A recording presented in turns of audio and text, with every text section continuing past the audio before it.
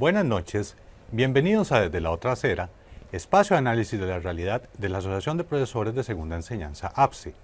Esta noche abordaremos el tema sobre la Ley Jaguar, para lo cual cuento con 3 invitados quienes me acompañarán a realizar el análisis de esta ley que será sometida a referéndum. El diputado Antonio Ortega Gutiérrez, bienvenido don Antonio a este espacio. Muchas gracias, buenas noches a todas las personas y un placer estar aquí. Muy amable. El politólogo y docente de la Escuela de Ciencias Políticas de la Universidad de Costa Rica, don Gerardo Hernández Naranjo. Bienvenido, don Gerardo, igualmente a este espacio. Muchas gracias, buenas noches. Muchas gracias. Y el comunicador y productor radiofónico, Fernando Chironi. Igualmente bienvenido, Fernando. Buenas noches a todas y todos. Muy amables. Para iniciar con el análisis de este proyecto de ley, les voy a consultar lo siguiente. El pasado 5 de junio, el presidente Rodrigo Chávez presentó este proyecto de ley de referéndum al que llamó Ley Jaguar para impulsar el desarrollo de Costa Rica. ¿Qué plantea en términos generales este proyecto de ley?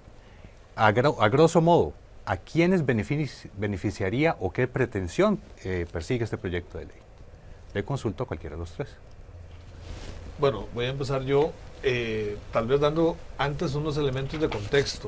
El gobierno de Chávez sabemos que está en una constante campaña, probablemente consciente de que es un gobierno débil en términos de la fuerza parlamentaria, débil en términos del apoyo electoral, de su gabinete que se va deshaciendo, por lo menos cada mes sale una figura, ¿verdad?, de ese gabinete, lleno de incoherencias, falto de articulación, de líneas de trabajo, muchas promesas, mucho ruido, pero pocas nueces, como decimos. Entonces, yo creo que consciente de esa debilidad, el gobierno ha apostado a estar en una campaña constante, ¿verdad?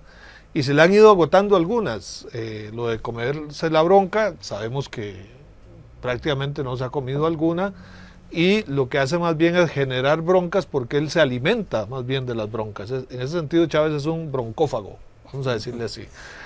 De la señora de Purral ya no volvió a hablar, ¿verdad? ¿Por qué? Porque las condiciones socioeconómicas del país no han cambiado y la gente sigue con fuertes limitaciones. No, perdón, don Gerardo, yo creo que las condiciones en Purral han cambiado a peor. Exactamente, o han empeorado, efectivamente. Entonces, ahora vienen esta nueva campaña, esta nueva marca, este nuevo lema del Jaguar, porque, entre otras cosas, Chávez necesita estar llamando permanentemente la atención, ¿verdad? Consciente de esa debilidad y probablemente apostándole a generar fuerza para un mediano y largo plazo, ellos siguen en campaña y esto es un hito más, un momento más de esa campaña permanente del gobierno. Tenemos un gobierno que no gobierna, un gobierno que sigue en campaña electoral, constantemente generando confrontación con los poderes, con las instituciones, echándole la culpa a los otros, es decir, yo no fui, fue TT, esa es la práctica cotidiana de este gobierno, y sabemos que ha tenido confrontaciones, entre otras, con la Contraloría General de la República. Entonces, de ahí que una parte importante de este proyecto esté enfocado en modificaciones para supuestamente fortalecer, porque también hay que decirlo, otra característica del gobierno es la mentira descarada, abierta, ¿verdad? Y muchas veces se les ha pillado en esas falsedades y ahora dicen que quieren fortalecer a la Contraloría cuando en realidad lo que quieren es debilitarla. Luego podemos entrar en algunos detallitos sobre el contenido de los proyectos, pero creo que este contexto es importante tenerlo presente. Concretamente, entonces, ¿a quién busca beneficiar este proyecto de ley? Bueno, yo creo que más que beneficiar lo que busca es atacar, y el ataque está claramente dirigido a la institucionalidad como tal, pero específicamente a la Contraloría. De hecho, de dónde nace el proyecto de la Ley Jaguar o la idea del referéndum tiene que ver con la imposibilidad del gobierno de promover las leyes que se había hecho o que había generado la expectativa que habían generado en el electorado que finalmente lo votó en las elecciones que lo llevaron a la presidencia. Y esto tiene que ver con la venta del BCR, con la venta de VIXA, con la venta de las acciones del INS y con las jornadas 4-3 también. Bueno, nos damos cuenta que a 2 años de gobierno ninguna de esas cosas han sucedido. Lo que estamos viendo es quizás el último manotazo de ahogado que tiene el gobierno de Rodrigo Chávez antes de tener que dedicarse realmente en serio a la campaña electoral, ¿no? Entonces, me parece que es un intento del gobierno por utilizar un mecanismo legítimo de consulta que sirve porque nadie estaría más contento que nosotras de ser convocadas a una elección, ¿no es cierto? O sea, eso está claro, el referendo tiene que volver después del 2017 y eso no ha ocurrido. Lástima que en esta situación ese mecanismo de consulta está siendo utilizado para justificar la inoperancia de una gestión. Usted tocaba un punto y es fundamental y es el tema de fondo de este proyecto que será sometido a referéndum, que no tiene que ver ni con la venta del BCR, ni con las jornadas 4.3, ni con otros proyectos que el gobierno presentó como sus proyectos estrella, por decirlo de alguna manera. Tiene que ver propiamente con una propuesta para modificar las funciones de la Contraloría General de la República y por la que se interpreta básicamente es para eliminar todas las funciones previas. O sea, las funciones donde la Contraloría revisa, por ejemplo, si los proyectos están bien diseñados, si están bien adjudicados según los procesos, etcétera. ¿Por qué Chávez introdujo este tema tan complicado en un referéndum y no en un proyecto de ley regular? ¿Tendrá alguna relación con el hecho de que la Contraloría es un órgano de la Asamblea Legislativa en sí mismo? Sí, ahí es muy importante agregar que además de la ley orgánica de la Contraloría General de la República, también esta ley de referéndum, esta propuesta, pretende tocar la Ley General de Control Interno y la Ley General de Contratación Pública, que obviamente son pilares del tema de la propia administración pública y de la transparencia en la que debe darse las contrataciones y la propia gerencia, para usar los propios términos del presidente, del aparato público. Aquí es evidente, y aquí ya los compañeros hicieron un encuadre político del contexto, y en esta iniciativa es inevitable ver un tufo de vendetta, ¿verdad? Un tufo de vendetta política con respecto a la Contraloría, pero más allá de eso, y lo que realmente nos debería importar, es el portillo o los portillos que están abriendo para la corrupción, no solo para la eventual corrupción de este gobierno, sino para los gobiernos futuros y aún más para los municipios. Cuánta corrupción se mueve y se ha denunciado en las alcaldías, en la propia administración pública, en otras esferas. Pues bueno, aquí se está tocando la Ley General de Contratación Pública y la de Control Interno. Y pues bueno, lo que tiene que ver con la Contraloría, imagínese la Contraloría a la cual nosotros le señalamos que muchas veces no ve pasar los elefantes, pero sí señala las hormigas. Ahora imagínese la Contraloría sin la posibilidad de poder denunciar, señalar, fiscalizar a priori. Sin duda alguna es un portillo terrible para la corrupción y para los corruptos, que son los que se verían beneficiados, para responder su pregunta. Ahora, perdón que haga una parada en lo que dice el diputado, porque me parece fundamental esto de que se quiere modificar, o sea, está hecho al revés el proyecto, porque en realidad se trata de promover un proyecto, agarremos ciudad-gobierno, que es lo que este gobierno quiere hacer y que además es un proyecto que creo que todas y todos queremos que se haga, todas y todos queremos que el Estado deje de gastar plata en alquileres, pero la Contraloría le dice, no, ustedes están planteándolo mal. ¿Y qué hace el gobierno? Bueno, como lo estamos planteando mal, entonces vamos a cambiar toda la ley de todo para poder hacer un solo proyecto. Sí, para que se ajuste o según las disposiciones de mis criterios. Están totalmente poniendo los bueyes detrás de la carreta en esto y nos están tratando de embaucar o de engañar en que esto va a ser para facilitar que la gente sea la que decida cómo quiere que se gobierne. La realidad es que nos están planteando una falsa dicotomía de que, digamos, las cosas que se hacen en los gobiernos se hacen en contra de la voluntad de la institucionalidad, cuando es todo lo contrario. O sea, las pocas cosas que han hecho los gobiernos a lo largo de la historia es gracias a la institucionalidad, gracias a la Contraloría, gracias a la Sala Cuarta, gracias a la Asamblea Legislativa, gracias a la Caja Costarricense del Seguro Social. Sin duda alguna, Fernando.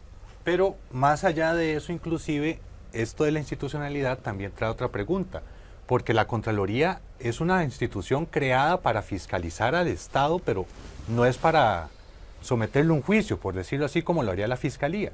No es un tribunal. Entonces, estas modificaciones, ¿qué persiguen realmente con respecto a las leyes de control interno y de lo que persigue el... Políticamente es importante tener presente que la Contraloría es un organismo auxiliar de la Asamblea Legislativa en la vigilancia y la fiscalización de la hacienda pública.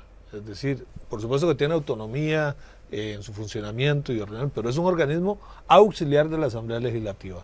Golpear la Contraloría, como pretende esta propuesta, es de alguna manera debilitar también el control político que ejerce el Poder Legislativo sobre el Poder Ejecutivo, ¿verdad? Entonces ahí hay yo creo que en el fondo hay una intencionalidad de que Chávez quiere, porque además él la acusa a la Contralora de que interpreta las leyes, pero es que Chávez las quiere interpretar a su antojo, ¿verdad? Es decir, o me dejan hacer esto así, o entonces es que están obstaculizando, ¿verdad? Pero en el fondo es eso, debilitar los mecanismos de control desde su talante y estilo autoritario.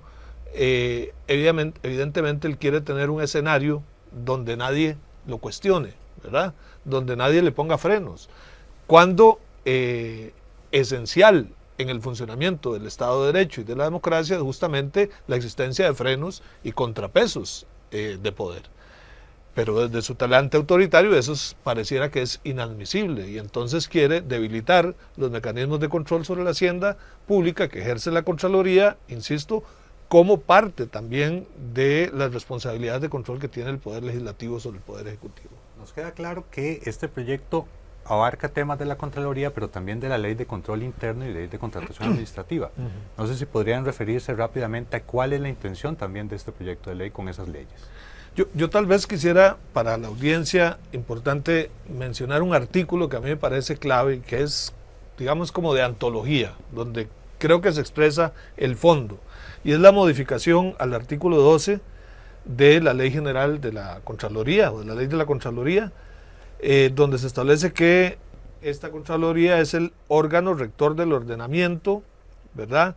Pero la propuesta dice, de cambio, de conformidad con el artículo 11 de la Constitución, una interpretación particular que está haciendo el gobierno de ese artículo, es claro que la Contraloría General de la República, en el ejercicio de cualquiera de sus funciones, decisiones, actuaciones, no podrá sustituir, abarcar, interferir, ordenar, interpretar, advertir, recordar, ni recomendar asuntos que corresponden exclusivamente a la competencia de la administración activa. O sea, a ver, los organismos de control necesitan tener un marco habilitante para ejercer control. Aquí lo que se está estableciendo más bien es un marco limitante que limita, que ata al organismo de control para hacer sus funciones. Entonces yo creo que ahí está en síntesis el objetivo de este ataque, un nuevo ataque de este gobierno a la institucionalidad pública y a los mecanismos de control, a los frenos y contrapesos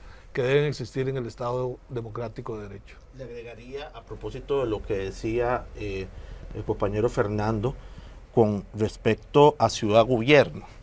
Vamos a ver, es evidente que a raíz de la propuesta de ciudad-gobierno, o más bien el debate se genera a raíz de una propuesta de ciudad-gobierno que presenta el Ejecutivo, que pretende una nueva figura de contratación por medio del BCIE, y es ahí, digamos, donde empieza el roce con la Contraloría, no solo por eso, sino por las intenciones de saltarse la ley de contratación pública.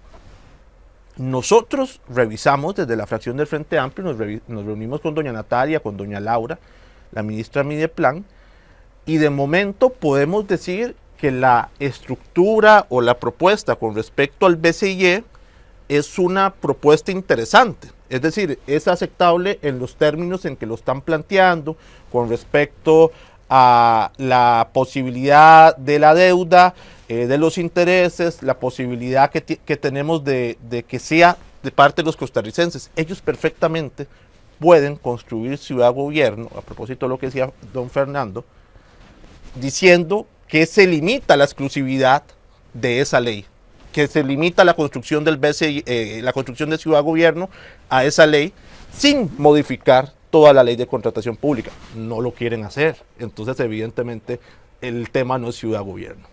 Entonces, empezando este tercer año del gobierno del presidente Chávez, donde a pesar de su popularidad no ha contado con apoyo legislativo para impulsar sus proyectos, entonces, ¿qué perseguirá este referéndum? ¿Qué intención política puede tener en el fondo realmente? Porque pareciera con este panorama que nos plantea Antonio, que hay proyectos del Poder Ejecutivo que no tienen cabida, por cuestiones no de una voluntad política, sino de una cuestión de legalidad propiamente.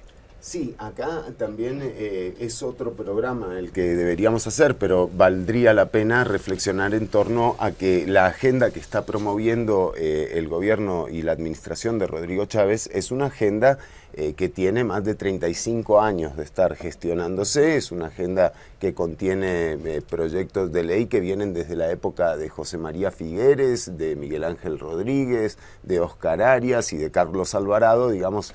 Tenemos el último coletazo, pero ese es otro programa. ¿Qué persiguen con la ley y con la convocatoria al referéndum?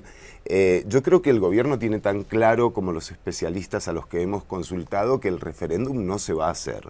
O sea, esto es prácticamente una realidad que nos echan a la cara todos los abogados constitucionalistas a los que hemos consultado. El expresidente del Tribunal Supremo de Elecciones le dijo que huele a cala, o sea, digo, ¿me entendés? O sea, es así. Entonces, yo creo que lo que se trata de hacer es de instalar esa discusión en torno a la batalla cultural a cuenta de haber vaciado de contenido la política. Cuando la política deja de servir como músculo para promover el desarrollo social del colectivo, creo que se enfrenta a estas situaciones en donde, bueno, tuvimos la última elección presidencial con un 43% de abstención. Las últimas elecciones municipales superaron esa abstención. ¿Cómo cree el presidente que perdiendo en los 90 minutos va a poder hacer lo que no hizo durante esos 90 con un referendo? Y me parece que es un referendo imaginario de Chávez con el objetivo de seguir con la batalla cultural, ¿no? Casi que está pretendiendo ir a tiempos extras sin ninguna posibilidad. Sí, y nos está llevando a algo que está muy instalado y que fue instalado desde los medios de comunicación con un trabajo muy minucioso de quienes hoy ocupan curules en la Asamblea Legislativa, puntualmente Pilar Cisneros, quien atacó al empleo público sistemáticamente. Hoy forma parte de ese empleo público. Bueno, yo creo que eso es lo que están buscando reforzar y que cada vez sean menos las personas que definen quién es el próximo presidente, porque eso es lo que le conviene al establishment. Perfecto. Ya casi continuamos con más de este análisis en Desde la Otra Acera. Les invitamos a dejar sus comentarios para seguir construyendo el espíritu crítico que Costa Rica necesita.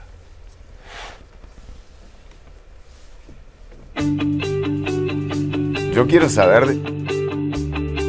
Estimada afiliación APSINA, mi nombre es Adriana Segura y soy la coordinadora del Departamento Legal de APSE. Desde este departamento nos sentimos orgullosos de poder brindarle a nuestra querida afiliación una gran cantidad de trámites y servicios. Entre los trámites y servicios que gustosamente les ofrecemos en el Departamento Legal se encuentran los siguientes: contestación de procesos disciplinarios ante el Ministerio de Educación Pública y gestiones de despido ante el Tribunal de Servicio Civil, así como el acompañamiento y representación en las audiencias y el proceso de impugnación correspondiente. Redacción de denuncias disciplinarias y el debido acompañamiento a las audiencias de ratificación de denuncia y declaración de los testigos. Presentación de procesos de amparo de legalidad ante el Tribunal Contencioso Administrativo y su debido seguimiento con la presentación de escritos de incumplimiento y presentación de recursos ante el MEP. También realizamos el análisis de las resoluciones de pago y los estudios técnicos por pago de amparos de legalidad, así como el análisis de los expedientes de cobros por sumas giradas de más y la posibilidad de arreglos de pago ante el MEP. Realizamos presentación de demandas judiciales ante el Juzgado de Trabajo por cobro de vacaciones durante el periodo de licencias e incapacidades, por no pago de recargos en caso de reubicaciones por salud, zona de menor desarrollo y cobro de horas extras después de la jornada acumulativa de 40 horas. La elaboración y presentación de amparos constitucionales por la violación a derechos fundamentales, tales como el salario, el trabajo, la salud o cualquier otro derecho que se vea lesionado por parte de la Administración, así como el debido seguimiento ante la Sala Constitucional. Impugnación de amonestaciones y llamadas de atención, así como apelaciones sobre la evaluación del desempeño. También apelaciones sobre nombramientos y errónea asignación de elecciones interinas.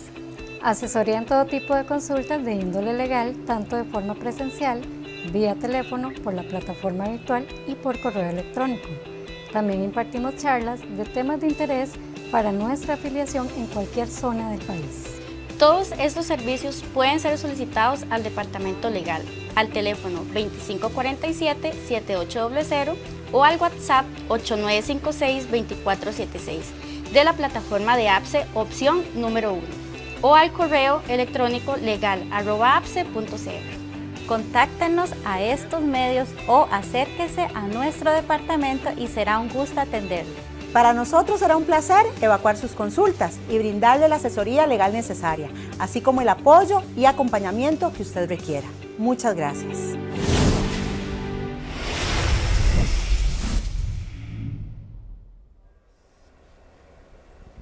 Gracias por continuar con Desde la Otra Acera en este análisis del proyecto de ley Jaguar presentado por el Poder Ejecutivo con la intención de convocar un referéndum.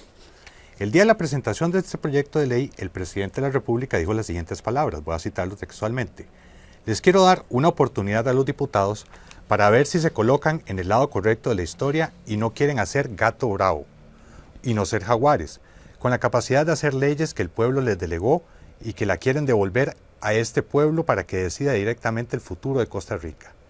¿Qué papel le corresponde a la Asamblea Legislativa frente a este proyecto del presidente y cómo se puede interpretar este mensaje con respecto a la relación que han tenido los legisladores con respecto al Poder Ejecutivo? Le pregunto a usted, don Antonio, usted que es diputado. En primer lugar, tomando permiso de la psicología, que no soy psicólogo, creería que el presidente con estas críticas muchas veces se proyecta, digamos, a él mismo. Es un primer lugar. Con respecto ya al fondo de lo que nos toca a las diputaciones, es evidente que tenemos una responsabilidad con respecto a que lo que se le quiera consultar a la ciudadanía esté bien en derecho, esté bien en forma y no tenga roces constitucionales. Se nos ha ido en este programa a señalar una cosa medular, y es que las potestades fiscalizadoras de la Contraloría son constitucionales. Y es por eso que el compañero Fernando y don Gerardo señalaban también cómo la Contraloría es una parte fundamental, no solo, digamos, de la institucionalidad, sino del proceso de pesos y contrapesos democráticos. Entonces, tomando en cuenta que el presidente nos está dando una propuesta, tenemos la responsabilidad de que esa propuesta sea lo más concreta posible, lo más libre de vicios constitucionales, y también que sea una propuesta que pueda pasar los filtros del Tribunal Supremo de Elecciones, que pase los filtros de la Sala Constitucional, tomando en cuenta que aquí no es soplar y hacer botellas. Una propuesta y un referéndum del cual históricamente hemos estado de acuerdo como el Frente A, como partido, y nos da pesar de que se desaproveche una oportunidad tan buena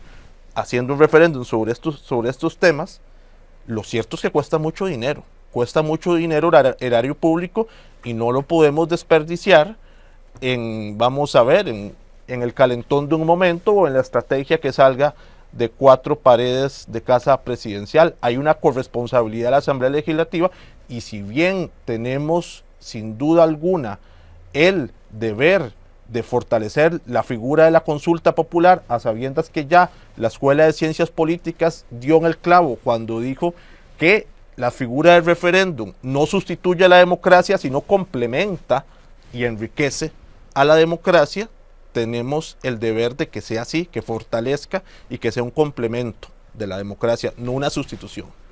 Propiamente este último tema que usted menciona, don Antonio, nos lleva a una pregunta con la cual quiero hacer la conclusión de este espacio y le pregunto a los tres, que tiene que ver con el hecho de que el referéndum no sustituye a la democracia en sí mismo, como usted mismo lo está diciendo, es un complemento, es otra de las herramientas con las cuales gozamos los ciudadanos en este contexto político. En este momento el presidente Chávez sigue gozando de una popularidad, digamos, relativamente buena, no solo con base en sus encuestas, sino también en la polarización que ha causado en la sociedad costarricense sobre muchos temas. Puntualmente, ¿qué implicaciones tendrá este proceso de referéndum para la ciudadanía costarricense y qué esperan ustedes de los actores que están involucrados a partir de este momento en ese proceso? Le pregunto a los tres. Yo creo que es una estrategia para seguir apostándole a esa polarización, probablemente para reforzar una cierta base social que se expresa sobre todo a nivel de la opinión pública. Es decir, el gobierno ha logrado vía propaganda, vía exageración, vía puestas en escena espectaculares y mediáticas, ¿verdad?, vía golpes de efecto, generar una ilusión de cambio y una cierta simpatía de una parte de la ciudadanía que se expresa a nivel de opinión pública, ¿verdad? Aunque ya dijimos, las condiciones siguen igual o peor en términos de gobernabilidad, en términos de condiciones socioeconómicas, etcétera, salvo para algunos que han salido muy beneficiados, como los financistas de su campaña, ¿verdad? Entonces yo creo que es una apuesta a seguir en una campaña demagógica que me llama mucho la atención, y creo que quisiera puntualizarlo, el caso con la provincia de Limón. O sea, están vendiendo este proyecto de la Marina y de la terminal de cruceros como la salvación, igual que el referéndum en su conjunto está planteado como la pomada canaria, ¿verdad? O sea, a ver, si hubiéramos sabido que para desarrollarnos y para resolver todos los problemas del país tendríamos que cambiar la ley de la Contraloría, haberlo sabido antes, ¿verdad? Ya estaríamos volando. Es un poco lo que están diciendo, o sea, cambiamos unos articulitos de la Contraloría, de la Ley de Control Interno, y el país va a despegar. O sea, eso son mentiras, eso es demagogia, eso es propaganda, y vamos hacia 2 años de mucha propaganda, además reforzando el discurso anti-institucionalidad, ¿verdad? Además reforzando, porque es como la profecía autocumplida. Chávez dice, es que no me dejan gobernar, para esconder su incompetencia y su debilidad. Lo que dice es que no lo dejan gobernar. Y claro, presenta un proyecto consciente de que tiene pocas posibilidades de hacerse viable. Lo admite la propia ministra de la Presidencia, Natalia Díaz, de que probablemente tenga dificultades constitucionales, pero que lo importante es intentarlo, ¿verdad? O sea, es un voluntarismo conscientes de que hay limitaciones en la legalidad y en la viabilidad de ese proyecto. Entonces uno dice, esto es una estrategia planeada, pensada y hasta revestida de cierto cinismo por la demagogia y el irrespeto a la ciudadanía que está esperando soluciones reales, concretas, y no fantasías y no pomadas canarias para resolver las situaciones que están aquejando a gran parte de la población. Sí, lo que además tenemos como próximo en términos de interpretaciones de lo que pueda llegar a ocurrir, ¿no? Bueno, claramente tenemos una situación económica en donde la política económica que ha implementado el gobierno de Chávez lo está forzando y lo está llevando a una situación de crisis que se avecina, que digamos no se entiende cómo es que nadie ha advertido sobre que está subiendo el dólar, que la recaudación está bajando.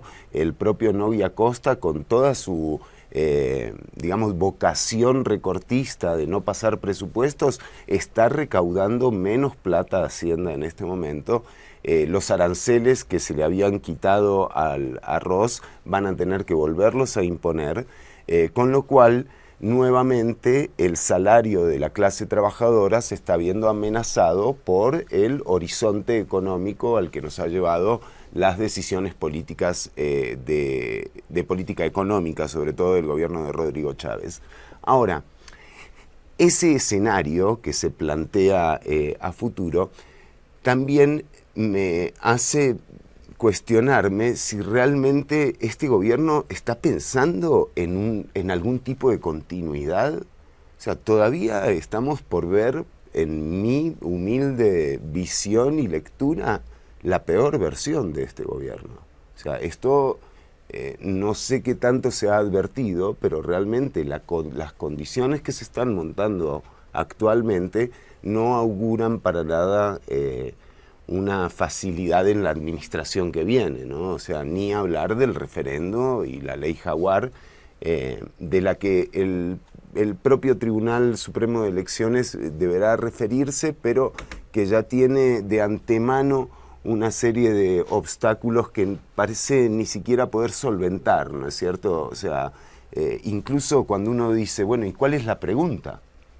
O sea, ¿cómo haces esa pregunta? Y yo he hecho 1.000.000 de preguntas a lo largo de mi vida, 3 buenas de ese 1.000.000 de preguntas, pero es muy difícil preguntar a la gente por sí o por no que te defina si para construir ciudad-gobierno podés modificar algo que decía el diputado que es muy importante, ni siquiera está en el reglamento, ¿no? Es constitucional la condición de la Contraloría. O sea, esto es un imposible.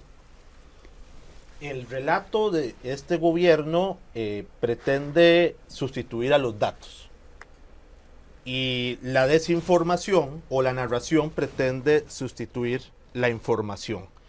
Creo que quienes me antecedieron en este espacio dieron al clavo con respecto a las intenciones reales que hay detrás de esto. Hace unos meses, cuando se había dicho el tema del referéndum, pero no lo aterrizaban, en un programa le dije a la señora jefa de fracción del oficialismo, vea, doña Pilar, yo creo que lo que ustedes quieren es presentar una propuesta mal hecha para que les digan que no, y así ustedes tienen el resto del periodo presidencial para hacer control político y echarle la culpa al Tribunal Supremo de Elecciones, echarle la culpa a la Contraloría, echarle la culpa a la Sala Constitucional y echarle la culpa a los diputados. No me pudo decir que no, porque es efectivamente lo que quieren, lo que necesitan es gasolina.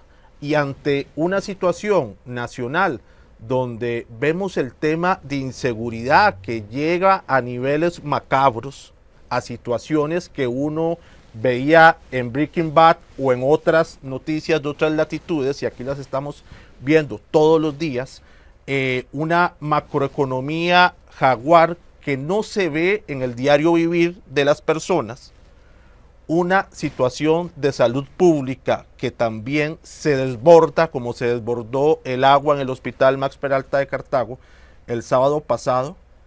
Es un mal chiste que el gobierno lo que presente sea una propuesta de ley que lo que quiere son portillos para habilitar a la corrupción y a los corruptos. Entonces es evidente que no les interesa el tema relacionado a resolver la situación de vida, y seguro lo que quieren es seguir pagando favores de campaña, porque aquí hay que decir una cosa, no se le ha podido pagar los favores a todos los financistas, y por eso quieren acelerar eso, y obviamente por eso se quieren reelegir. Muchas gracias a los tres por este análisis. Muchas gracias, Fernando. Muchas gracias, Gerardo. Muchas gracias, Antonio. Les agradecemos a ustedes por habernos acompañado esta noche y los esperamos el próximo jueves en Desde la Otra Acera.